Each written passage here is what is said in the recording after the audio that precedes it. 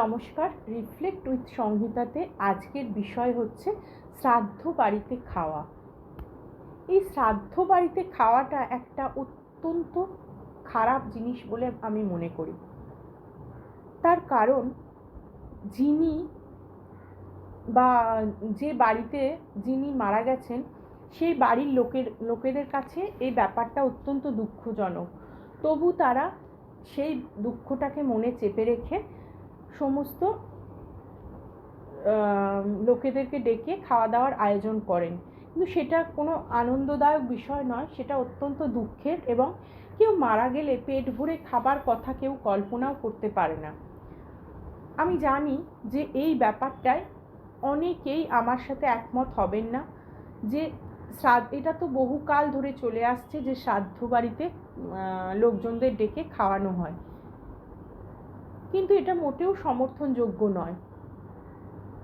যদি খাওয়াতেই হয় তাহলে কোনো যারা সত্যিই দরিদ্র, যাদের দুবেলা দুমুঠো খাবার জোটে না, তাদেরকে ওই দিন ডেকে একটা জায়গায় বা তাদেরকে কোনো একটা জায়গায় ডেকে তাদেরকে খাওয়াতে পারেন, বা অনাথ শিশুদের যাদের খাবার দাবার জোটে না, যারা ভালোভাবে খেতে পায় না, তাদেরকে ডেকে খাওয়াতে পারেন।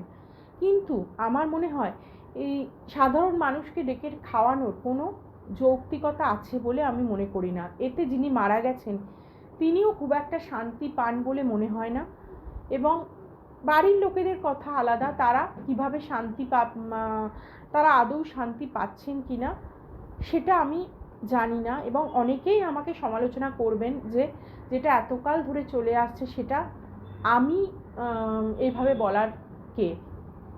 কিন্তু সত্যি একটু ভেবে দেখুন তো, কেউ মারা গেলে সেই বাড়িতে গিয়ে খাওয়াটা কি খুব ভালো লাগে কারণ?